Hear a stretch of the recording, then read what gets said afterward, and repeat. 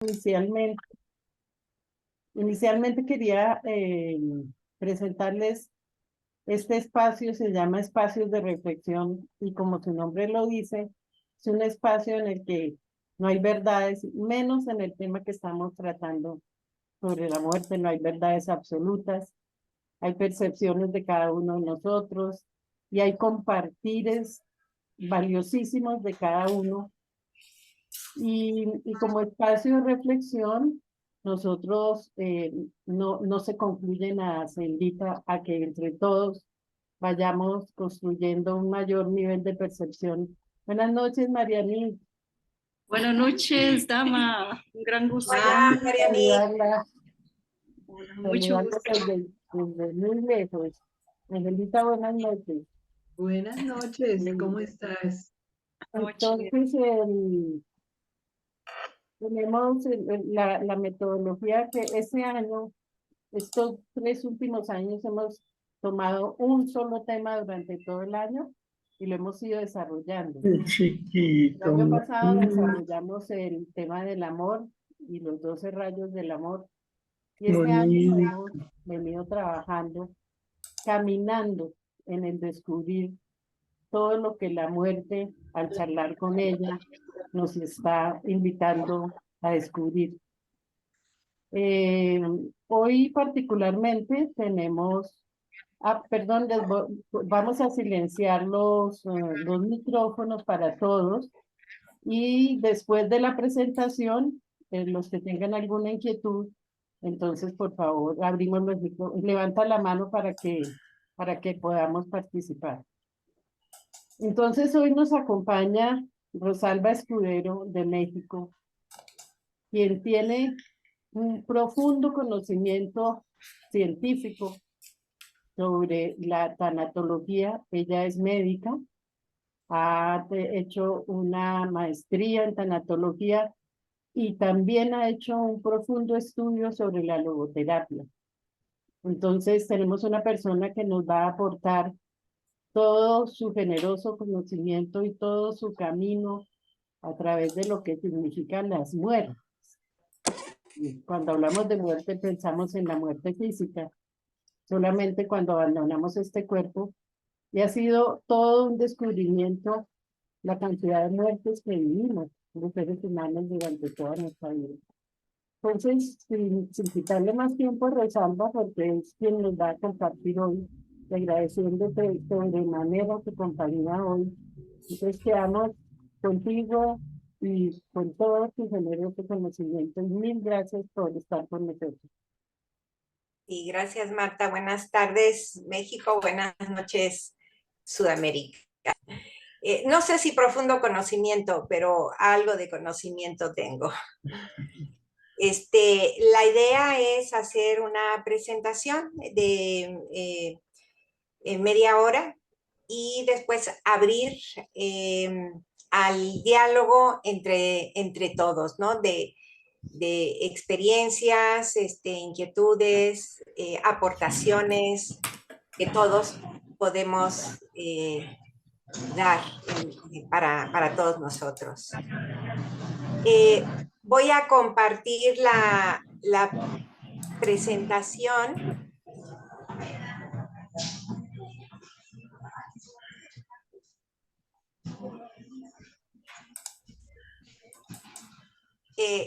¿Ya se ve? Sí.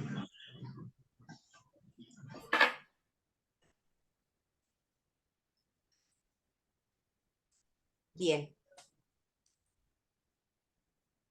Esto es, básicamente, es una introducción a la tanatología. Y la tanatología es una disciplina que ya tiene algunos años, desde Elizabeth Kubler-Ross, que no le llamó propiamente así. Se empezó a dar importancia a los sentires de las personas que estaban moribundas, y ella estuvo muy al lado de los moribundos, entre otras actividades, por más de 30 años. Y entonces, a partir de ahí se empezó a ir estudiando y profundizando sobre esta área. Y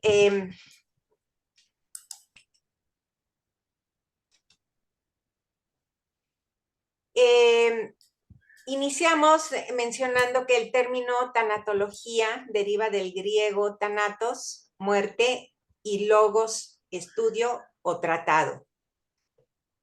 Entonces, la tanatología estudia la muerte como el proceso de morir y la muerte misma. O sea, hay una diferencia en este proceso de morir y la muerte. Es una disciplina cuya finalidad principal es acompañar en el dolor por la muerte y la desesperanza. También es humanizar el proceso de la muerte y proporcionar a la persona una muerte digna, que antes no se consideraba. Y bueno, actualmente no totalmente se considera, vamos a hablar un poquito más adelante de ello. Ayuda a los dolientes a elaborar procesos de duelo. Es una ciencia humana que trabaja con los enfermos terminales, con sus familiares y con cualquier persona que haya sufrido una pérdida significativa. Y esto es importante aquí porque si bien la tanatología surge de inicio como el acompañamiento a los moribundos, después de observaciones y estudios en relación a las pérdidas, nos damos cuenta que la tanatología nos puede ayudar a elaborar procesos de duelo de cualquier tipo. La cuestión es que haya una pérdida significativa. Puede ser un divorcio, puede ser dejar de trabajar, ¿verdad? De que se jubile uno, puede ser la pérdida de una casa, la pérdida de un carro que nos costó mucho adquirir, ¿verdad? Para movernos dentro de una ciudad, en fin, cualquier pérdida significativa. También interviene en crisis, como por ejemplo intentos de suicidio, y brinda apoyo al equipo médico cuando se realiza esta disciplina en los hospitales o en relación con, en un trabajo en equipo con los médicos. Y está basada en el principio de cuidar más que curar. Es básicamente acompañar. ¿Cuándo es necesaria la tanatología? Es necesario ante el dolor y la desesperanza de perder a un ser querido. Ante el impacto que causa el saber que se tiene una enfermedad incurable. Cuando se pierde el trabajo, como recién lo mencionamos, cuando se termina una relación sentimental, ante el dolor de sufrir la pérdida de un miembro físico, por ejemplo, como una amputación o que un ojo ya no mire por alguna razón, cuando se sufre cualquier pérdida material y básicamente cuando se tiene cualquier pérdida física, emocional o material. El reto en relación a el proceso de la muerte es elevar la calidad de vida del enfermo terminal, así como de las personas cercanas. Y también es orientar a las personas que están o han sufrido una pérdida significativa para aceptar su situación. Esta palabra, aceptar, es básica, ¿verdad?, en todo el proceso de esta disciplina. es acompañar para que el enfermo o el que ha sufrido la pérdida termine, de preferencia, termine aceptando su realidad.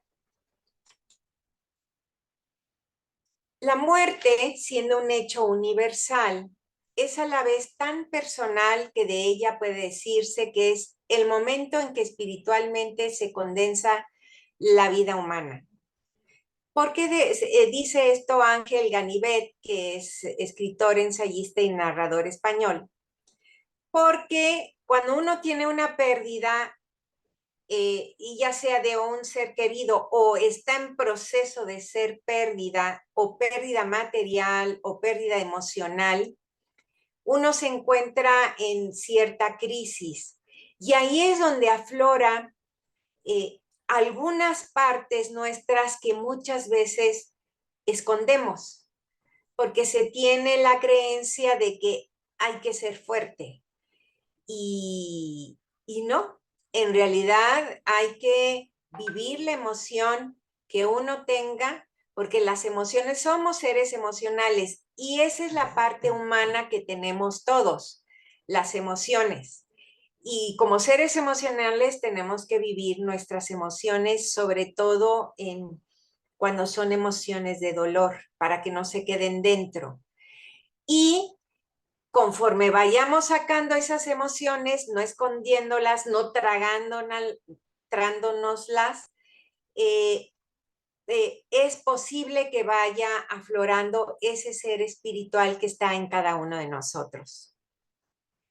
En la práctica, muchos vivimos como si nunca fuéramos a morir, como si fuéramos los únicos dignos de escapar a esa ley de la vida. Algunos no queremos ni siquiera oír hablar de la muerte. Huimos de toda conversación que se refiere a ella.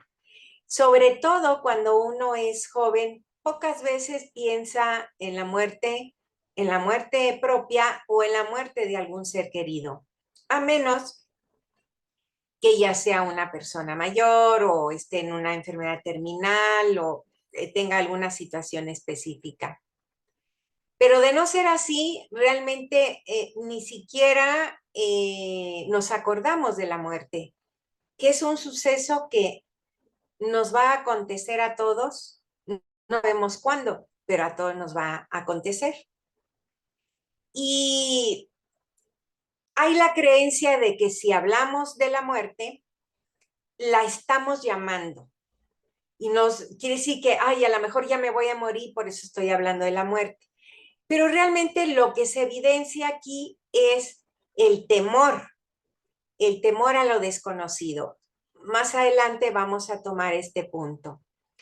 En México, por ejemplo, hasta se hacen como en nuestra cultura, ¿verdad? Se hacen fiestas del Día de Muertos, que es en noviembre, 1 y 2 de noviembre.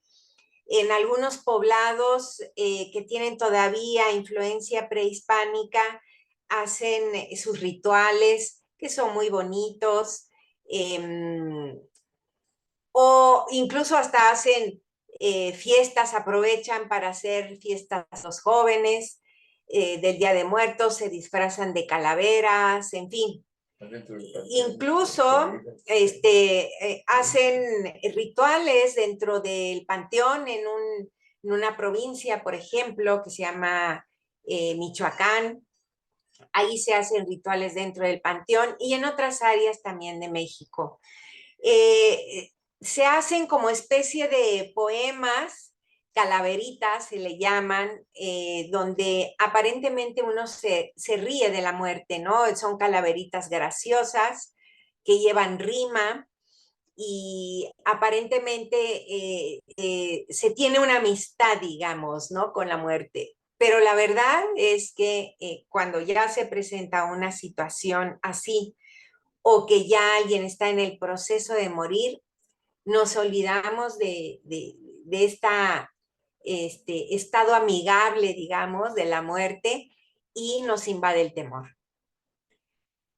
Por eso, cuando más conscientes somos del proceso de maduración que experimentamos a lo largo de nuestra vida, más comprendemos que la vida es breve y que la vejez y la muerte con seguridad golpearán a nuestra puerta.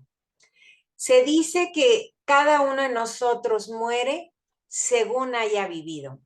Si nosotros fuimos predominantemente que veíamos las cosas de manera negativa, todo lo que nos pasaba, es probable que en ese proceso de morir se sufra mucho y se mire de igual manera. Si por otro lado, por ejemplo, cuando los niños están en este proceso de muerte por alguna enfermedad, cáncer o esas enfermedades que ya se nacen con esos genes, ellos como son niños, más bien son como que lo toman con más calma, con más naturalidad, sufren viendo sufrir a los padres, pero ellos en general no son fatalistas, ¿no? O si es un adulto que se ha preparado interiormente durante su vida o en su proceso final, se ha preparado, el proceso de morir va a ser un poco más suave, si se pudiese decir, y con una mayor aceptación. ¿Cuáles son los objetivos de la tanatología? Algo que es muy importante, nos parece, es guiar al enfermo hacia la aceptación de su realidad, para que se encuentre un sentido de vida en la situación en que está en ese momento, para que tenga una mejor calidad de vida y una muerte digna y en paz. ¿Qué quiere decir una muerte digna? Que no esté uno, por un lado, peleándonos con querer vivir y estar en este proceso de morir y verlo de manera dolorosa y luchar contra la muerte por querer vivir más. Eso es doloroso. También una muerte digna tiene que ver con los cuidados paliativos, los cuidados que el equipo médico le puedan dar a una persona que está moribunda. Un poquito más adelante vamos a ver eso, pero se refiere básicamente a no hacer lo que se llama encarnizamiento terapéutico, es decir, mantener con vida al paciente cueste lo que cueste. No importa si el paciente está sufriendo, lo importante es mantenerlo con vida, más tiempo. Y en realidad eso no es una muerte digna. Hay un momento en donde el cuerpo ya se cansó, el alma, el ser ya se cansó y bueno, yo lo que veo y mucho en relación a la plática anterior de John Jairo, las personas sienten que ya se van a morir y ya no quieren que hagan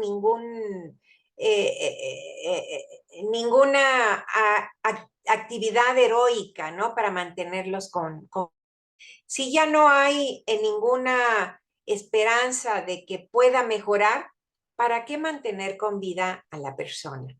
Con maniobras que no tienen ningún sentido.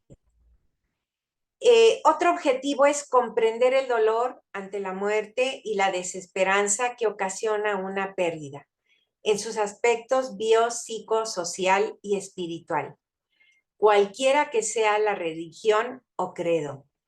Todas las personas pues tienen sus creencias religiosas o no creer en nada y hay que respetarlo. Pero sin embargo, hay dolor ante algo que es desconocido, más que la muerte, es como temor a lo desconocido. Y desesperanza cuando ya se sabe que uno de cualquier manera va a morir, se haga lo que se haga. Otro objetivo de la tanatología es apoyar en el cierre de asuntos inconclusos, duelos, asuntos administrativos, por ejemplo, hacer, dejar todo en orden, los papeles, los bienes. Hay también cartas notarial donde uno puede decir que no le hagan maniobras extraordinarias para mantenerlos con vidas. Y asuntos, esos son como ejemplos administrativos, y también asuntos relacionales, de relación. Es decir, procurar, ¿verdad?, que la familia, los seres queridos estén allí, procurar que la familia, los seres queridos se despidan de quien ya está en esta etapa terminal, que pidan perdón, que perdonen, que platiquen las cosas que luego no se platicaron en otros momentos. Nunca es tarde. Cerrar bien lo mejor posible las relaciones, sobre todo con la familia. Guiar al enfermo a morir con dignidad, con plena aceptación y con paz total. Es decir, si uno alcanza a despedirse de sus seres queridos, de pedir perdón, de perdonar, de platicar cosas que ahí estuvieron todo el tiempo y no se dijeron, todo eso ayuda a morir con dignidad. Otro objetivo es ayudar a los familiares del enfermo terminal a que vivan plenamente y se preparen para la muerte del ser querido y elaboren un duelo en el menor tiempo y con el menor dolor posibles. Esto, digamos, es el marco teórico. Obviamente, y como dijo Marta en un inicio, cada quien puede vivir de manera distinta estos procesos. Y está bien, pues somos seres únicos, cada uno de nosotros. Pero lo que se pretende de manera general para que estos seres únicos que vivamos es prepararnos para la muerte del ser querido o para la muerte mía, elaborando un duelo en el menor tiempo y con el menor dolor posibles. De que va a haber dolor, va a haber dolor. De que ese dolor no se va a acabar, no se va a acabar, pero el dolor puede estar ahí, pero yo puedo continuar con mi vida diaria, después de un tiempo, por supuesto, ¿no? Entonces, sí es importante, de preferencia, que vayamos pensando en nuestra propia muerte o en la muerte de nuestros seres queridos. No sabemos quién va a morir antes, pero el prepararnos amaina un poco o disminuye un poco de ese dolor que pueda significar, o de evitar la negación, que no sea tan larga, en fin, que ahorita vamos a ver las etapas de duelo. Pero sí es muy, muy importante que procuremos siempre cerrar nuestros asuntos inconclusos, que esa es una de las mejores maneras de irse preparando para la muerte. Hacer las donaciones de las cuestiones materiales que tenemos, terrenos, la moto, la casa, en fin, o todo lo que es administrativo, ¿no? O si la persona tiene joyas, bueno, tal joya se lo dejo a fulano, en fin, y así de esa manera no se dejan problemas para la familia. Entonces decíamos que el miedo está latente en todo proceso de duelo, en todo proceso de etapa terminal. El miedo es una de las emociones predominantes ante la muerte o ante la pérdida. Y algo que es importante que al menos tengamos presente es que los miedos son creados por nuestra mente, por nuestras creencias que tenemos, por nuestra cultura, ¿verdad? Y también por muchas veces que podamos ser poco flexibles para hacer cambios en estas creencias. Así tenemos que el miedo por parte del paciente puede ser, así es un poco como resumido, ¿verdad? Es miedo a lo desconocido porque no se sabe qué va a pasar cuando uno se muera. Miedo a la destrucción del cuerpo. Yo me acuerdo de una señora ya mayor que me decía muy angustiada, dice, es que tengo mucho miedo, a mí me van a incinerar, pero me puede doler eso de estar en medio de las llamas. Era miedo a la destrucción de su cuerpo, ¿no? Miedo a la soledad, que finalmente uno, nunca está uno solo, pero finalmente uno está solo con sus propios pensamientos y puede llevarlo a la depresión. Entonces, por eso se sugiere, ¿verdad?, que nuestras emociones, nuestros sentimientos, lo estemos comentando. Cuando uno comenta nuestras emociones, nuestras ideas, aminora la fuerza son emociones, creencias o pues ideas que nos puedan autodestruir mentalmente, aminoran cuando las compartimos. Miedo a perder el cuerpo, ¿no? Por ejemplo, una parte de una pierna en un diabético, cuando le dicen, pues lo vamos a tener que cortar porque tiene una infección muy importante que no se puede controlar. También ahí, por ejemplo, hay un duelo y hay miedo a perder esa parte del cuerpo.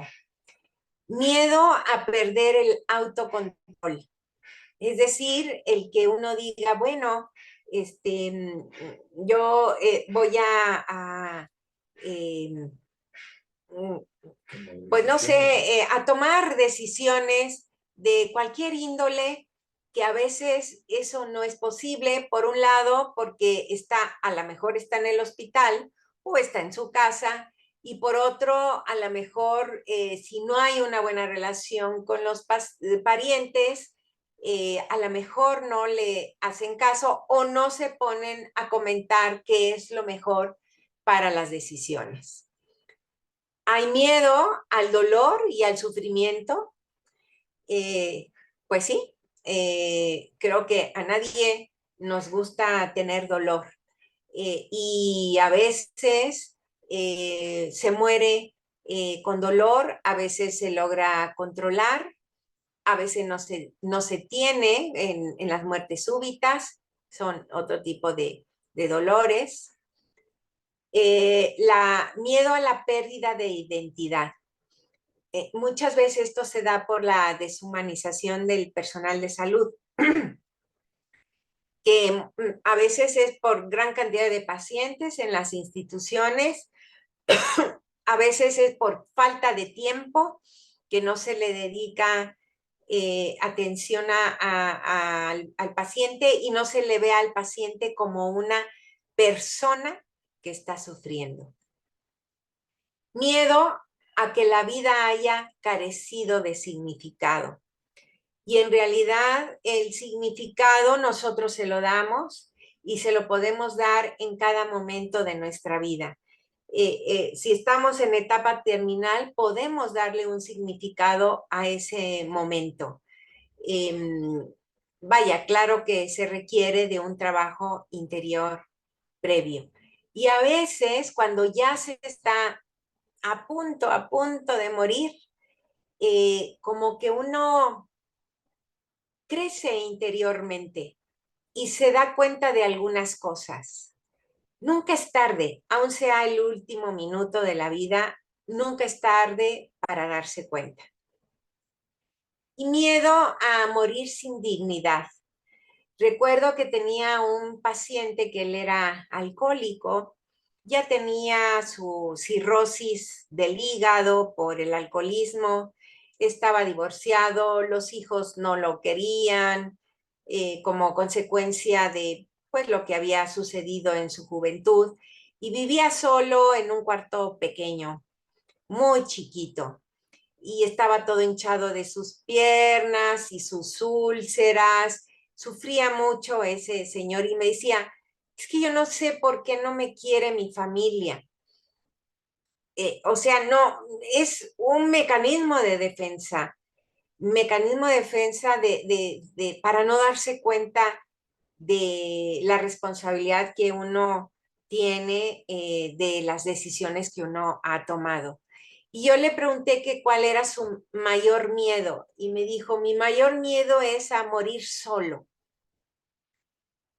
Y pues bueno, yo oraba para que no sucediera porque los hijos pues no le ponían atención a su papá porque estaban resentidos.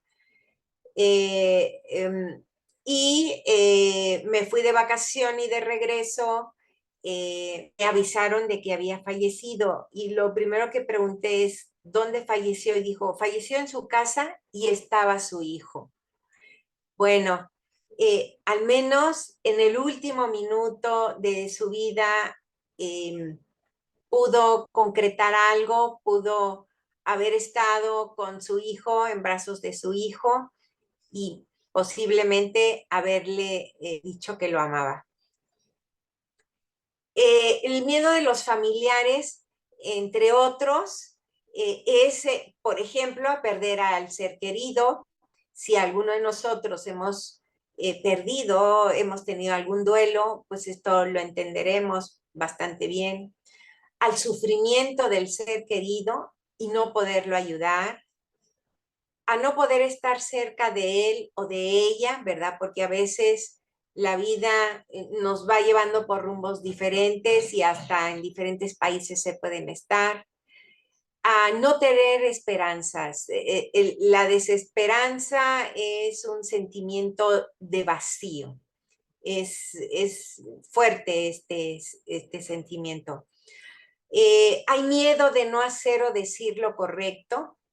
Pero aquí no hay cosas correctas o incorrectas. Lo que sale del corazón es lo que tiene que salir. A veces son palabras de reproche, porque fueron palabras que nunca se dijeron y que surgen en ese momento. También puede haber miedo a los gastos. Yo recuerdo una paciente que decía, es que yo no quiero que se muera mi papá. Pues no, ¿verdad? No, es que no tengo para enterrarlo. Esa era su preocupación porque el señor ya estaba bastante mal, ¿no? También es válido eso, el miedo a los gastos, a la soledad y desamparo. ¿Y ahora qué voy a hacer si se muere mi papá? Si me he dedicado toda mi vida a cuidarlo, ¿no? Y, por ejemplo, y pues hay miedo, ¿no? Miedo a equivocarse en el tratamiento, sobre todo cuando se tienen muchos medicamentos y el paciente ha pedido estar en casa, pues el que queda encargado tiene miedo a equivocarse, ¿no? A no ser suficientemente fuerte. Esa idea de que hay que ser fuerte y que no hay que llorar, lo único que ha hecho es que nos traguemos nuestras emociones y después nos enfermamos.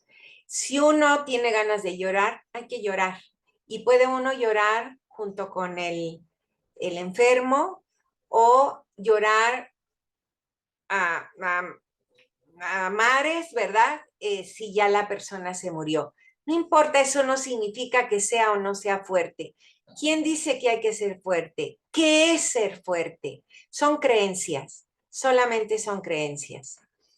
Miedo a demostrar los miedos y otros sentimientos. porque estamos acostumbrados a tener una máscara ante los demás, al qué dirán, y eso pues nada más nos hace daño a nosotros. Miedo a no resistir o a cansarse demasiado.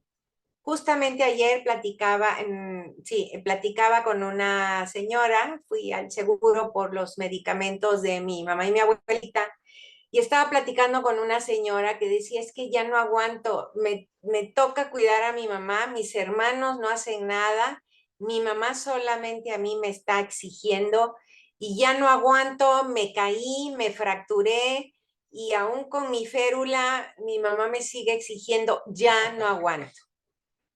Tiene derecho a cansarse la persona, ¿no? Yo le decía, bueno, hable con sus hermanos, tal vez poner un límite. No, prefirió irse a sentar, irse a otro lado, está bien, está en su derecho, pero a veces hacer cambios de creencias, pues no, no es fácil, ¿no? Miedo a tener que dejar sus actividades por estar cuidando a la persona o por no poder participar en su cuidado. También el personal de salud puede tener miedo y es válido a sentirse culpable, a demostrar su dolor, sus emociones, que claro que los puede demostrar. ¿En dónde dice que no hay que demostrarlos? A acercarse a su propia muerte, a la muerte de sus seres queridos. Miedo a involucrarse emocionalmente, pero es inevitable el involucramiento emocional en el momento, porque es la forma de hacer empatía. Uno no puede hacer empatía si no se involucra con la situación de la persona. Miedo a su incapacidad técnica, a que le echen la culpa de que se murió finalmente. Miedo a equivocarse, a la frustración e impotencia, a no poder apoyar a los familiares, no saberles decir palabras de consuelo. A veces una mirada, un abrazo puede decir más que muchas palabras. A perder la omnipotencia, como yo, enfermera de tercer nivel, jefa de enfermeras, no voy a poder decir, ¿no? O como yo médico voy a derramar una lágrima o voy a decir algo de consuelo o aceptar una equivocación. Eso es omnipotencia. Esos son algunos de los miedos. Y también los tanatólogos. También tenemos miedo a la falta de asertividad, al confrontamiento de la realidad del paciente con la personal, ¿no? Con la realidad personal. A la falta de conocimientos específicos del caso particular de ese paciente. A no tener el tiempo suficiente, pues, para llevar al paciente, en el mejor de los casos, a la aceptación de su realidad, a una muerte digna. A no poder mantener el equilibrio emocional del paciente. A la falta de disponibilidad o al escaso desarrollo espiritual que no le permite hacer empatía.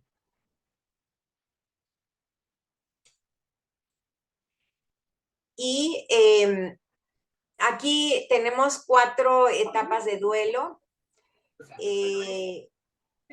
Marta, me parece que pues ya nos pasamos de la media hora. Y No te preocupes, el tiempo lo dispones tú. bueno, ya muchas de estas cosas hemos comentado. Pusimos 4 perspectivas que un poco diferentes, pero que también tienen cuestiones que se coinciden. Para Elizabeth Kubler-Ross hay 5 etapas en el duelo. La negación, que yo creo todos entendemos, no está mal el diagnóstico, están equivocados los resultados, esto no me está pasando a mí, y voy, me río, voy a una fiesta, en fin.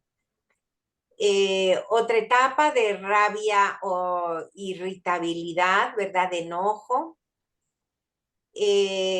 La de negociación, que habitualmente, bueno, para empezar es familiares y pacientes moribundos tienen las mismas etapas de duelo.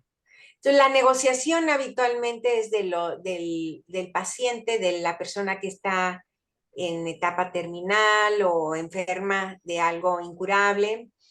Y entonces es algo muy interno que habitualmente no lo dice, pero negocia pues a lo mejor con lo divino, si tiene alguna religión, con lo que consideran máximo en su religión, y negocia, bueno, si me porto bien, dame chance de vivir 2 meses más, o son negociaciones que son normales, aunque no sean muy lógicas, pero son normales.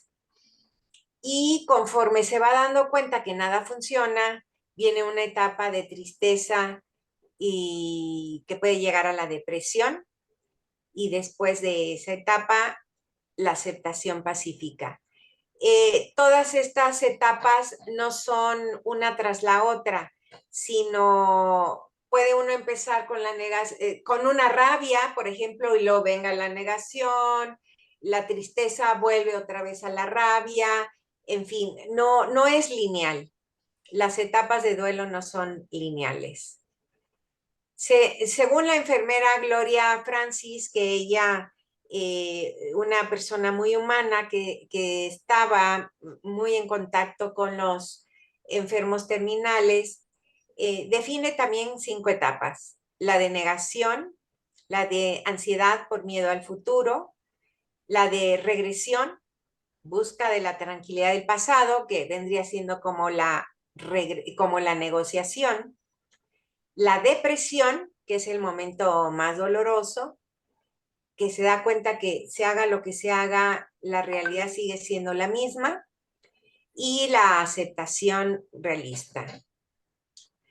Alfonso Reyes Subiría, el doctor Alfonso Reyes Subiría, él es un mexicano que creó la Asociación Mexicana de Tanatología, fue discípulo de Elizabeth Kubler-Ross, y él también considera que hay 5 etapas: de angustia, de frustración o rabia, que coincide con la de Elizabeth Kubler-Ross, una etapa de culpa, si yo hubiera hecho esto, si le hubiera hecho caso a no sé quién,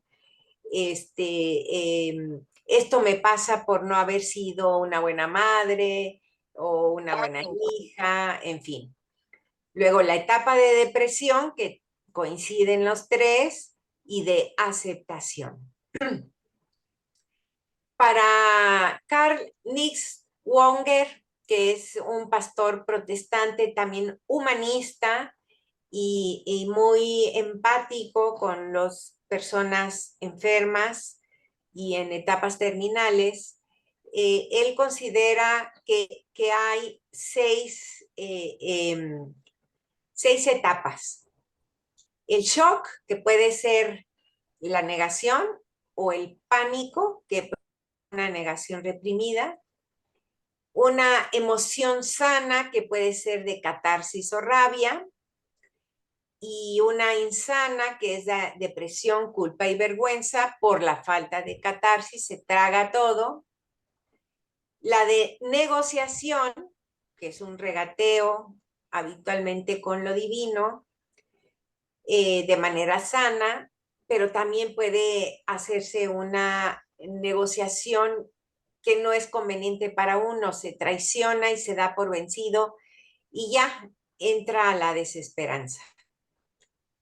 El de conocimiento, que es tener una esperanza real y una búsqueda de sentido, o continuar, ¿verdad?, con el darse por vencido y llegar al abatimiento, a la amargura y la desesperanza.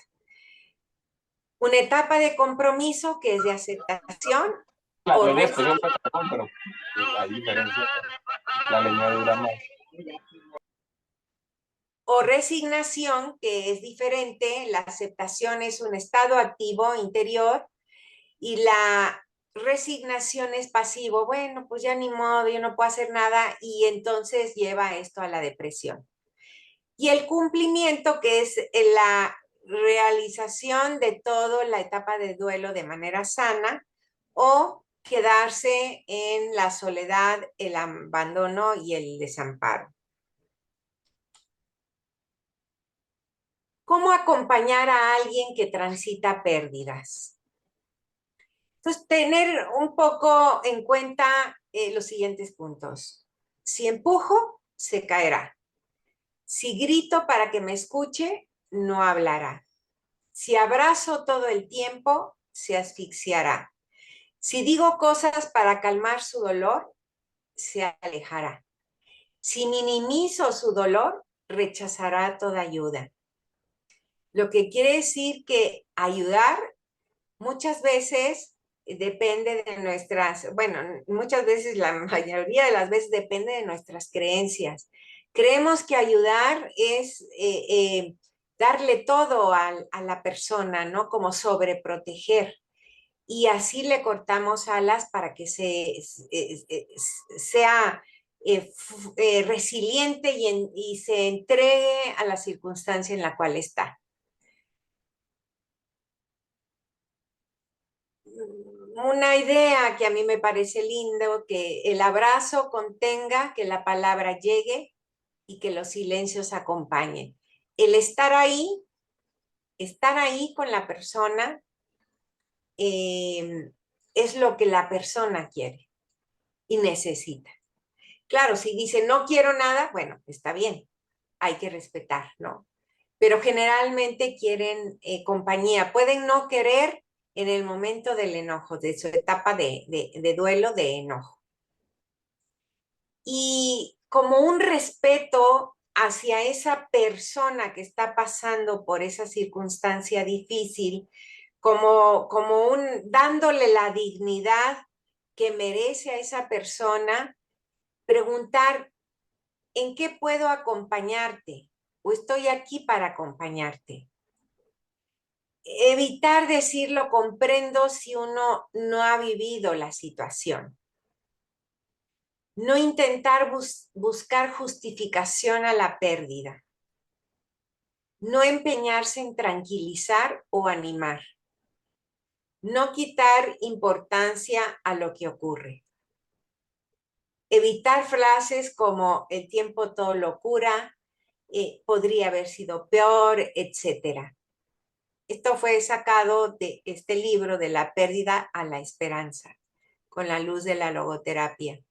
Me acuerdo que me decía una señora que había tenido la pérdida de un hijo. Decía, es que me hacían frases absurdas. Me decían, échale ganas. Sí, ¿qué es eso? ¿Qué es eso de échale ganas? Y lo decía así como con enojo, ¿no? A veces uno no sabe qué decir, efectivamente. Y cuando uno no sabe qué decir, lo mejor es no decir nada, a lo mejor silencios que acompañen, ¿no? O un abrazo que contenga. No necesariamente tiene uno que decir algo. Y ya como última diapositiva de esta parte, vamos a ver algunos puntos que nos pueden ser de utilidad cuando acompañemos a alguien que transita pérdidas. Ayudar a la persona en duelo a aceptar la pérdida, invitándola a hablar acerca de ella y de las circunstancias que la rodearon. No negarla, porque luego nos negamos que ha perdido algo, y nosotros mismos nos negamos, entonces el acompañamiento no le ayuda a la persona. Ayudar a identificar los sentimientos relacionados con la pérdida sin criticar. Ayudar a vivir sin lo que perdió y a tomar sus propias decisiones. Ayudar a independizarse emocionalmente y a establecer relaciones nuevas. ayudar a enfocar su duelo en situaciones especiales como cumpleaños y aniversarios. Que abrace el dolor y las etapas de duelo, es decir, que las viva, no que no las quiera tener, no, que no las niegue, sino que las viva. Que identifique problemas no resueltos y apoyarlo para que cierre los círculos y escuchar y comprender. Escuchar y comprender.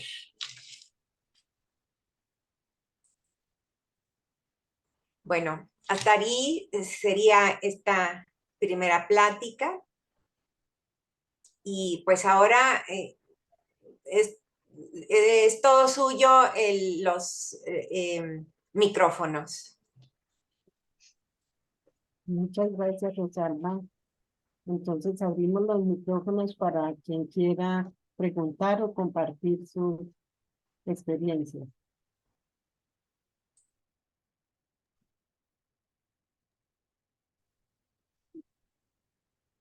Ahora,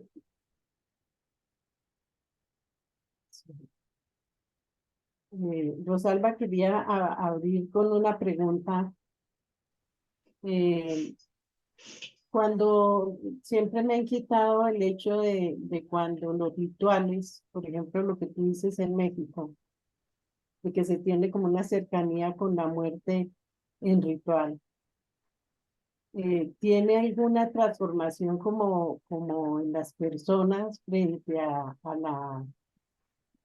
cómo se vive o es un ritual externo? Hay rituales muy vividos, muy procesados, como por ejemplo estos que decíamos en la provincia de Michoacán, que van a los panteones, todos los parientes, los seres queridos de la persona ya fallecida, y le llevan los alimentos que a él le gustaban, le ponen velitas para que no se pierdan en la oscuridad, y le llevan y están ahí, a veces cantan, a veces rezan, y están ahí acompañándolos durante la noche. Generalmente esos rituales son de personas mayores y que toman la muerte como más, de manera más natural. Los jóvenes, que es propio de los jóvenes, los rituales es de vestirse como muerte, con la guadaña, en fin, que eso es pues más bien de superficialidad, ¿no? Depende mucho de esa parte religiosa y cómo vivan los rituales religiosos. Porque, por ejemplo, no sé en sus países dónde están, aquí cuando fallece una persona le hacen 7 días de rezos a cierta hora y la familia del que falleció da café, galletas o tamales, atole, en fin, y rezan. Y algunas veces cuando están rezando lloran.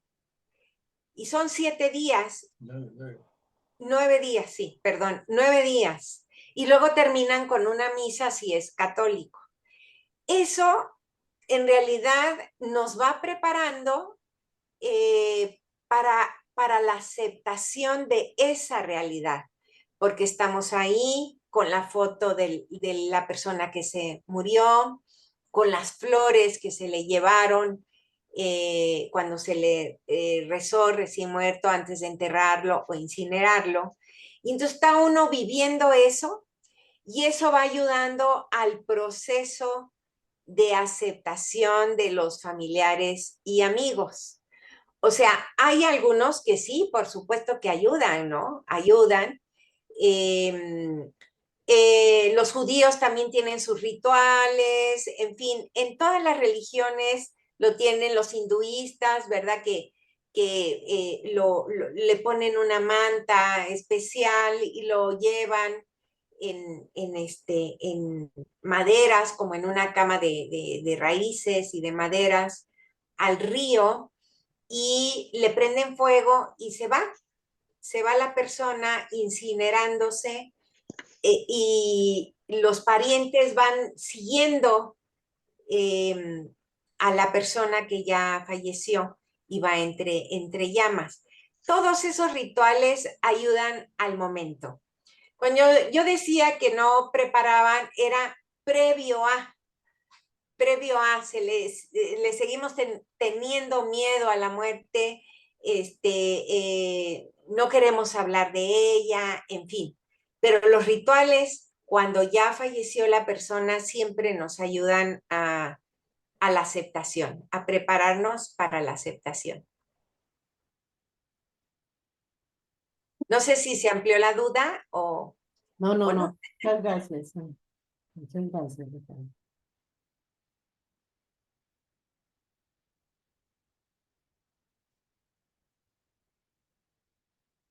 Aquí me escriben que si el sentido de vida es algo frecuente cuando la persona está falleciendo. Pensar que su vida no tuvo sentido. Ese tema me parece muy importante si uno alcanza a hacerlo, si está acompañando a alguien que está en etapa terminal, es muy importante acompañarlo a que él mismo le encuentre el sentido de lo que le está pasando. Tal vez no de su vida para adelante, porque pues ya está en etapa terminal y en cualquier momento puede fallecer aunque no lo quiera. Pero sí, una labor de quien acompaña es ayudar a la persona a que le encuentre un sentido a lo que le está pasando, ¿no? A lo mejor es el corolario de una gran vida, a lo mejor es una forma que uno puede aprovechar, sobre todo, que eso es muy común, de estrechar los lazos con la familia, porque muchas veces se tienen problemas familiares. Y es que el enfermo en etapa terminal vea que es una oportunidad, aún estando como está, es una oportunidad para decirse lo que no se pudo decir durante mucho tiempo. Incluso las personas no mueren hasta que llegue el hijo que estaba en tal lugar y lo esperan en caso de que su cuerpo lo aguante, pero tienen la idea, la ansiedad de esperar a ese hijo que no llega, ¿no? Para al menos verlo y despedirse o decirle algunas palabras. Siempre, toda circunstancia, se le puede sacar un sentido a esa circunstancia. No es fácil, en estas circunstancias no es fácil. Sin embargo, se puede, y si se tiene el tiempo, y para ayudarlos, ¿no? Lo ideal es trabajar previamente, interiormente, para que cuando llegue ese momento tenga más elementos de encontrarle ese sentido al momento. Ángela levantó la mano. Sí. No sé si queda respondido o le amplía la duda, cuyo caso está bien, porque se pone uno a investigar. Ángela. Gracias, Rosalba. Gracias por tu excelente síntesis acerca de estos fenómenos, tanto de las personas que van a morir y mueren, como de los que quedan.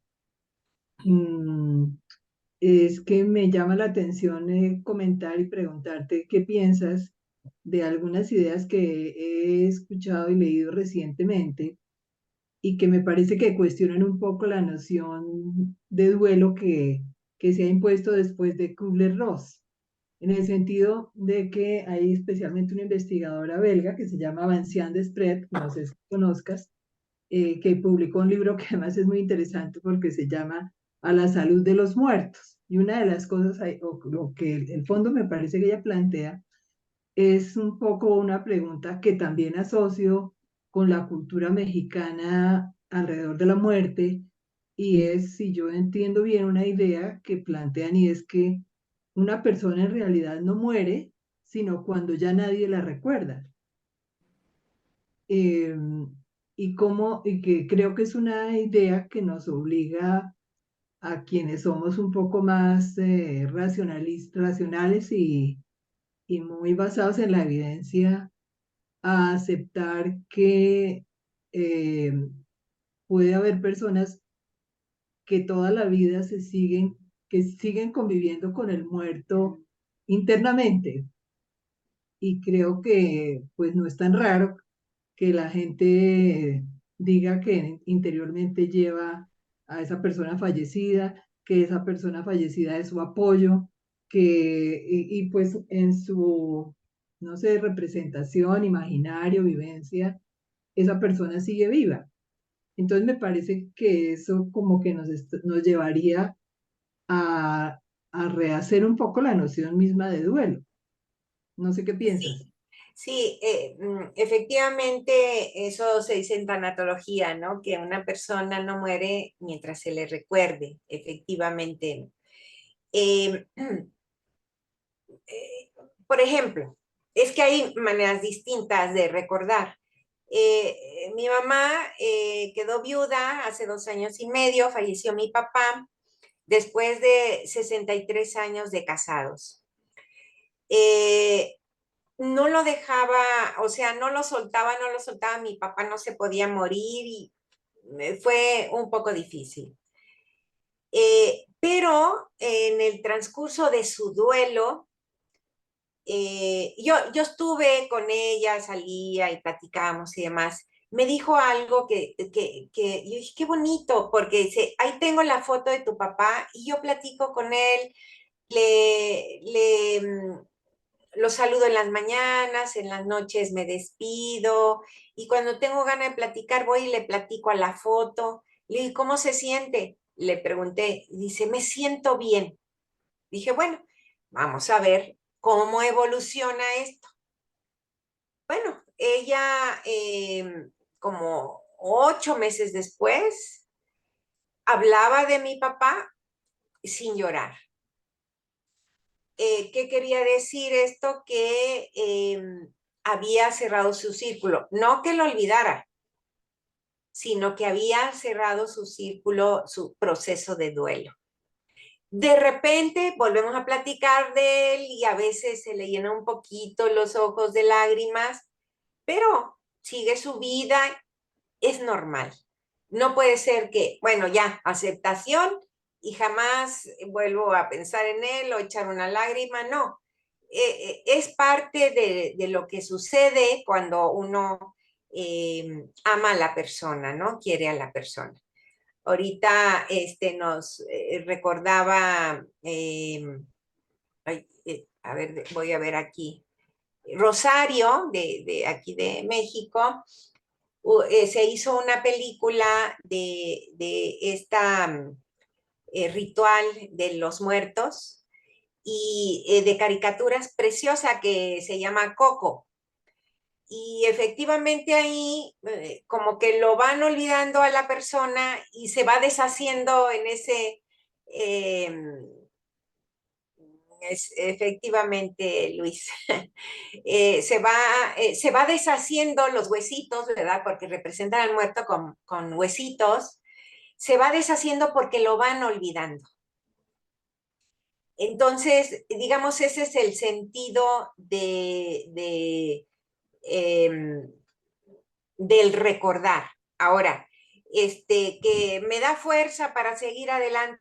Si no le hace daño a la persona, está bien, es su relación con su recuerdo, siempre y cuando no le haga daño a la persona que quedó viva, ¿no? Si todo el tiempo la está recordando, mi mamá dejó de hablar con la foto, pero si siguiera hablando con la foto y yo la veo, como la veo, que va y viene, está bien. Esa es su relación con su ser querido que ya no está en este mundo. No sé si me estoy explicando. Sí, gracias, Rosalba. A ti, Ángela. Creo que Delfina había levantado la mano. Ah, sí, Ángel. Gracias. Gracias, Ángela, no lo oí. Muy linda presentación, Rosalba. Y la verdad es muy extenso el tema. Realmente es muy extenso y fueron pinceladas, yo diría, de un tema tan hermoso, tan trascendente y sobre todo que tiene muchos matices. El matiz más profundo es el amor cuando uno trabaja desde su interior y poniéndose en su lugar de un ser que está en transición, como es un moribundo. Eso nos lleva a reflexionar mucho sobre los aspectos del sistema de creencias que hay en nosotros, que tenemos que revisarlas constantemente, porque eso requiere el trabajar una vida de relación más plena y profunda con los seres que están en una etapa de transición. Creo yo que la cultura, la educación son parte fundamental para poder entender y comprender lo que estamos viviendo con nuestros pacientes o nuestros familiares. Pero más allá de eso, creo que la capacitación, ¿sí? Que tiene mucho que ver la educación para estos temas, tiene que extenderse cada día porque tenemos una población muy alta en el mundo, un 70% de ancianos en el mundo, es tremenda la cantidad, pero tenemos que estar preparándonos ya, preparándonos familiarmente, personalmente, para crear en nuestra propia familia seres tanatólogos, técnicos, vamos a llamarle humanistas, con los propios familiares, que esto nos ayuda, tu presentación nos ayuda a dar una idea de cómo es la relación entre el cuidador y el paciente, la forma en relacionarnos. Es tan trascendente el saber escuchar, el ponerse en el lugar del paciente o del familiar. Son muchos tópicos que se pudieran ver, pero vamos, esta plática fue para mí una linda presentación, sobre todo que amplía y nos da una idea de lo por donde hay que seguir trabajando aquí y en el ahora. Sabemos que el trabajo en la tecnología es armonizar el pasado y el futuro en un aquí y ahora, en un eterno presente. Esa es una tarea de nosotros, los que nos dedicamos a la salud y los que no también, porque también los hijos o almas que no han tenido esa preparación o formación, estamos en un buen momento para capacitarnos. Ojalá y se pudiera ampliar más todo este tema. Muchas gracias. Gracias, Ángel. Gracias, Ángel. Luis Diego. Muy breve, agradeciendo primero a Rosalba tan maravillosa exposición. Lo que quería compartir brevemente es una anécdota que viví hace muchos años. Decidí irme a un retiro, a una montaña, solo. Y realmente montaña y solo, muy alejado en las alturas costarricenses. Y empieza uno a acomodarse, a pensar. Acababa de llegar a mis manos el libro de don Santiago, que había escrito, se me fue el nombre. Fabiana. Fabiana, Mastrangelo. exactamente. Entonces estaba con todos estos temas allí. Y un día de tantos salgo y veo a una ternerita que los dueños de esta propiedad tenían unos animales y estaba muriendo. Por alguna razón, yo no soy médico, menos veterinario, mis hijos sí, pero yo no, no podía respirar y su agonía era espantosa. Y estar frente a ese animal que viera cómo lo traspasaba uno con la mirada, como diciendo, haga algo. Y por otro lado, la absoluta impotencia de parte mía, salvo estar ahí. Fue una vivencia muy fuerte, muy fuerte. Y sin duda aprende uno, porque remueve absolutamente todo. Es la impotencia ante un ser consciente de que está uno allí y de que uno no puede hacer nada, salvo mirar, tocarle la cabeza y después murió. Gracias. Gracias, Diego. Gracias, Luis. Delfina. El micrófono, Delfina, no se te escucha. Bueno, muchas gracias, Rosalba, por su exposición. Ha sido de gran conocimiento. Y voy a contar así muy breve una experiencia que me tocó vivir con una persona a la cual acompañé durante 3 años. No podía hablar y estaba en una cama. Era una hija de CAF. Y bueno, falleció con 95 años. Y para mí fue eso un gran dolor. Era familiar, cercano, y realmente fue una enseñanza para mí en cada instante que acompañaba. Y cuando la persona fallece, que fallece en los brazos del hijo, luego viene la funeraria y hace toda su preparación.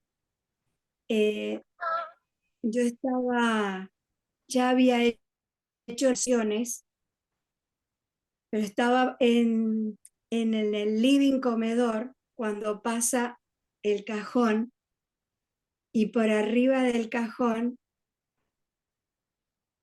observé un humo, y cuando el cajón sale de su casa, el humo se disipó. Y para mí fue algo maravilloso, que lo tengo como prendido en mi corazón. Es como un prendedor de un saludo especial. Y lo tengo presente, y bueno, lo abrazo con amor. Esa es mi experiencia vivida con una persona fallecida. Gracias. Gracias, Delfina.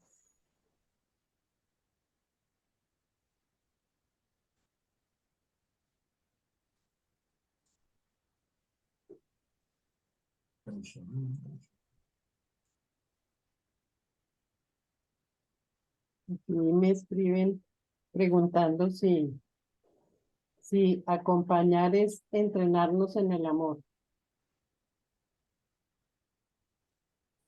La misma persona seguramente tiene la respuesta. El amor y la compasión. Sí, esto tiene que ver con el amor, ¿no? ¿Qué quería decir? Ah, sí. Pues creo que dentro de nuestro camino espiritual en CAF y con todas las enseñanzas que don Santiago nos dejó, ahora tenemos una responsabilidad. El conocimiento nos da responsabilidad.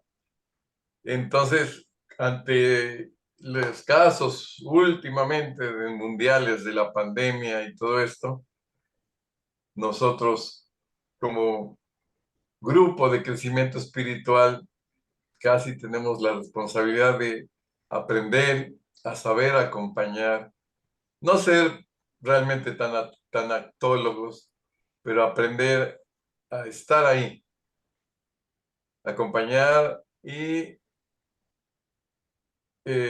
tener, como decía Marta, este amor, pero también aprender que la compasión es el enlace que nos da esa oportunidad de corazón a corazón con la persona que sufre y está a punto de morir y con los familiares también. No es que sea la fuerza, pero el conocimiento siempre nos da esa responsabilidad y tampoco vamos a ser líderes, sino vamos a acompañar. En silencio, estar ahí, estar presentes cada vez que la vida misma nos lo ponga en el camino, ¿no? Gracias. Gracias, Carlos. Y a mí me parece que sí es un tema muy, muy amplio. Está programado otra plática más adelante, pero de cualquier manera no se puede abarcar todo. Pero sí es bueno que veamos una perspectiva general, porque también nosotros mismos dentro de nuestro camino espiritual estamos envejeciendo. Es probable que cada vez hayan más ad honorem, a los cuales podemos acompañarlos, podemos estar con ellos, que eso es lo que algunas veces quieren, no estar presente, ¿no? Abrazar, bueno, puede ser físicamente, pensar en ellos, orar, en fin, hay muchas formas de acompañar. Entonces, nos alcanza ya la necesidad, tanto a nivel mundial, como se dijo recién, como en CAF, ¿verdad? Que pues hay ad honorem y cada vez van a haber más, ¿verdad? Entonces, me parece que tenemos que estar preparados de alguna manera para acompañarnos entre nosotros, ¿no? Y nosotros preparados para morir. Y claro, eso nos ayuda a irnos preparando nosotros para una posible circunstancia similar. Gracias, Rosalba. Luciano.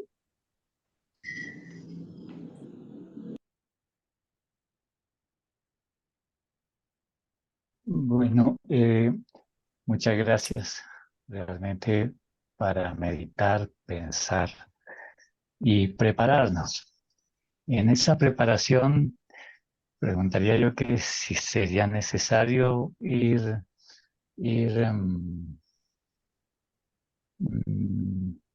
queriendo la muerte, irla tal vez, por decirlo de alguna manera, santificando. Que sea un momento muy especial para que la podamos vivir de la mejor manera posible. ¿Sí? Y tal vez prepararnos también a través del proceso espiritual de desapegos, que es lo que yo creo que más nos va a pegar duro, ¿sí? En el momento del desprendimiento. Como a nivel de pregunta más bien que a nivel de información lo hago. Gracias. Gracias, Héctor. Mira, hace 15 días, John Jairo tuvo una plática aquí en este espacio que hablaba de los momentos previos de la muerte. Y científicamente se ha comprobado que las personas y los animales, cuando se está en ese a punto de morir, se sabe que va a morir, sabe que va a morir. Como que es una sabiduría que engloba toda una experiencia, se reduce a ya voy a morir. Hay personas que incluso no son en los últimos minutos, son días, ¿no? Yo me acuerdo, por ejemplo, mi papá estaba malito y protestaba. Él siempre fue muy tranquilo, ¿no? Protestaba y estaba muy enojado porque no se podía morir y se quería morir. Y él pensó que nada más con quererse morir ya se moría, pero pues no, no es así.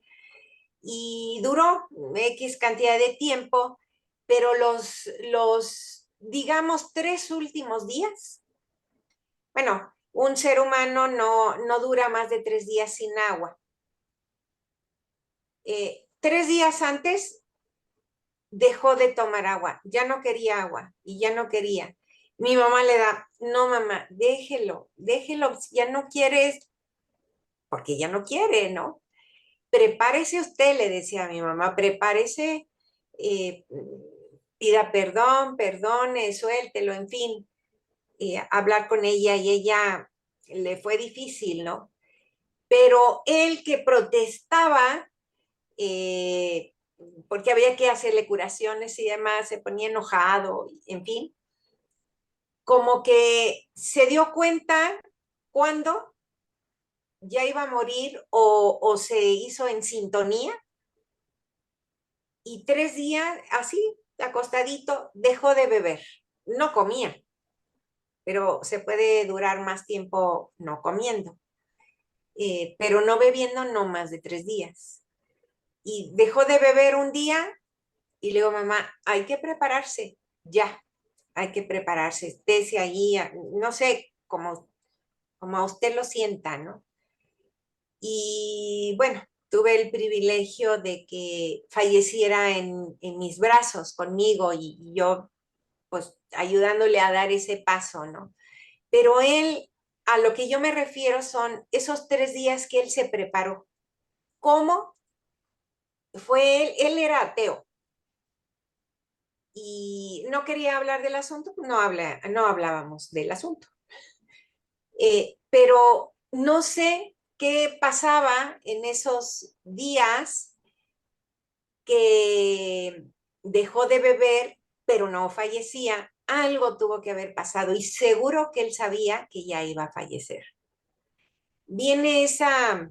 Y Jairo nos explicó, fue una plática muy interesante y muy bonita, en relación a la fisiología y electrofisiología del cerebro en este proceso final de morir, ¿no? Entonces, se sabe. Mi bisabuela, igual, se cayó, se fracturó, ya era muy viejita, falleció ella de 96 años, mi papá también. Y la bisabuela le dijo a mi tía, a su hija, no llames a nadie, dice, yo me voy a morir de esto, me voy a morir de esto. Y una noche antes le dijo a mi tía, cuando me muera quiero que me vistas con este vestido, me entierren a tales horas para que la gente no se moje, flores blancas, no lloren, ya estoy viejita, ya necesito descansar, ¿no? Y esa noche falleció.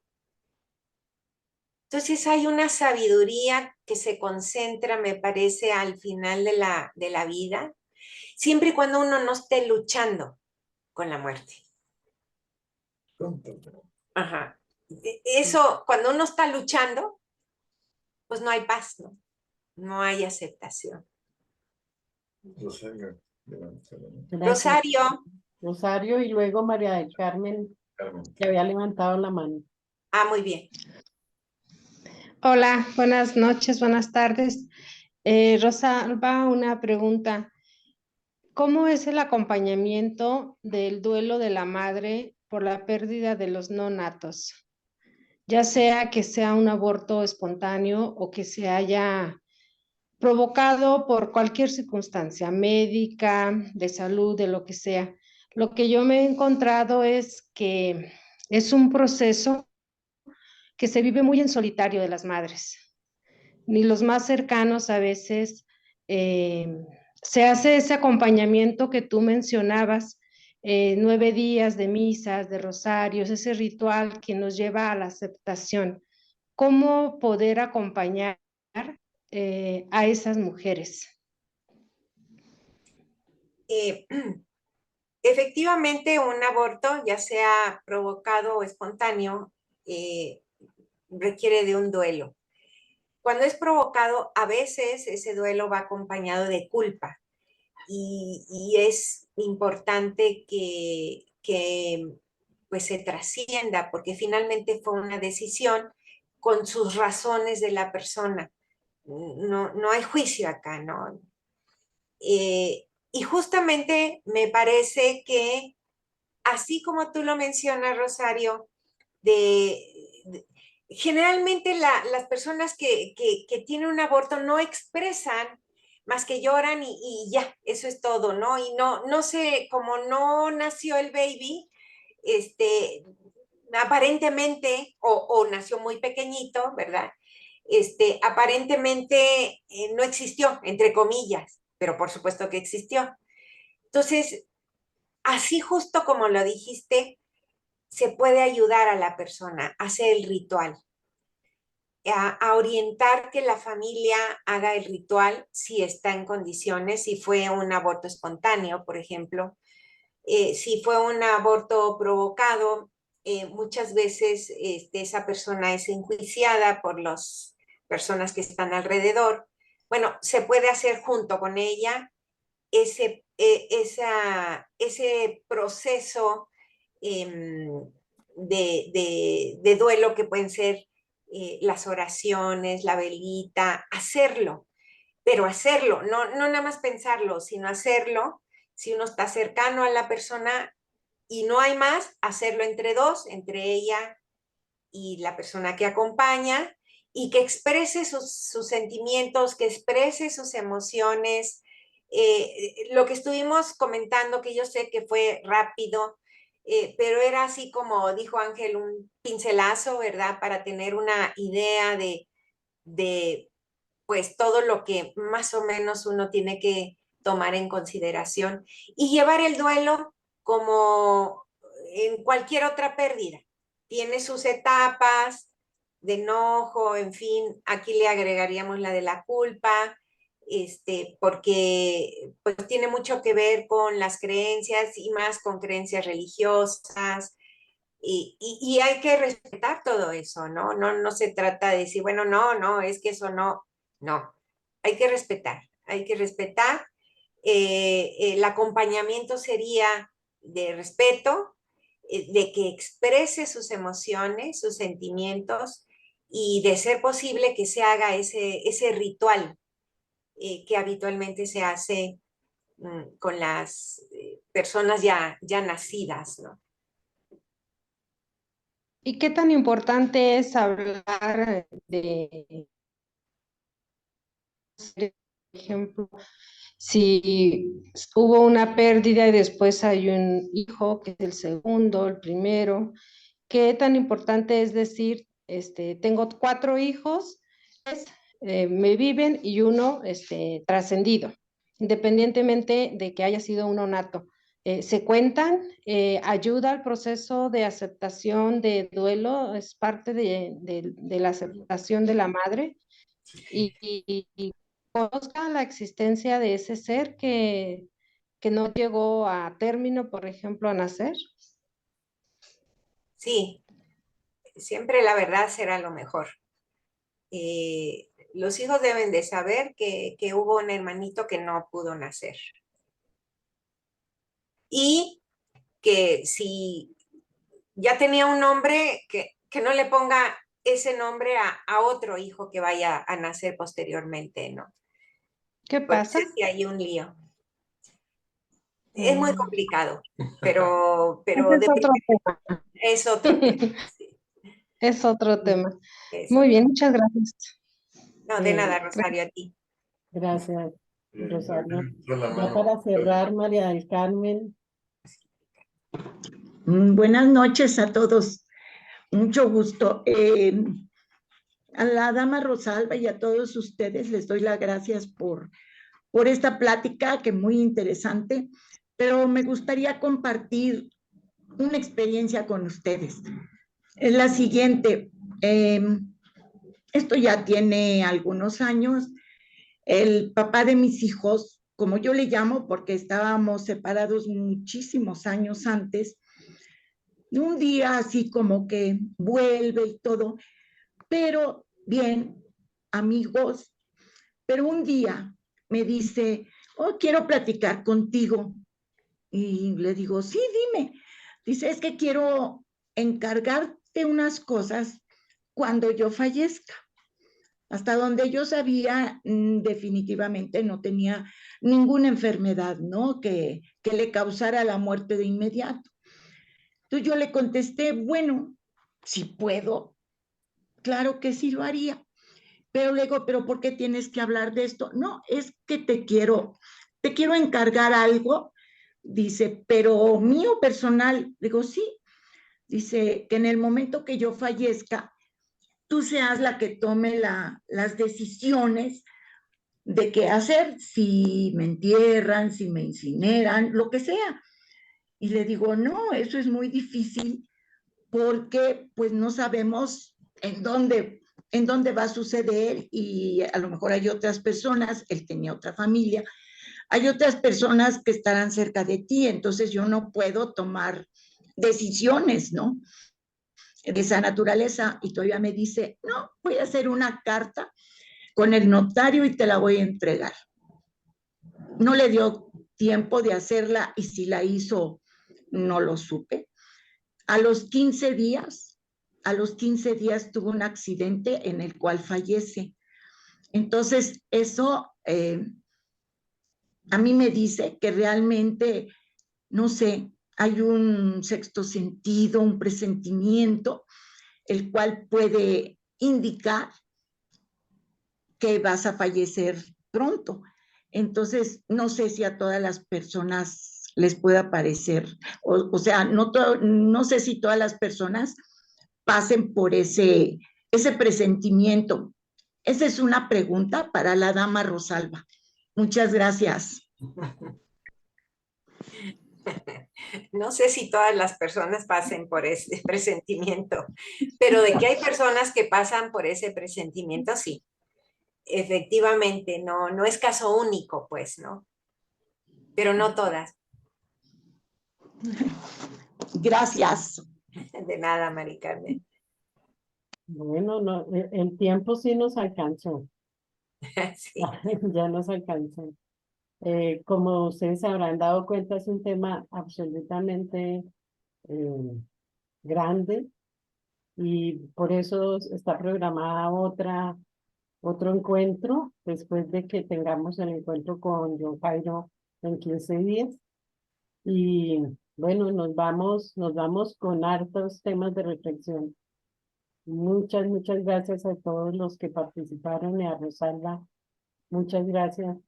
Nos vemos en 15 días nuevamente y encontrarnos aquí ha sido maravilloso. Un gran abrazo para todos. Que estén muy bien, gracias. Un abrazo. Alberto, un abrazo a ti y a tu familia por la pérdida. Buenas noches. Buenas noches.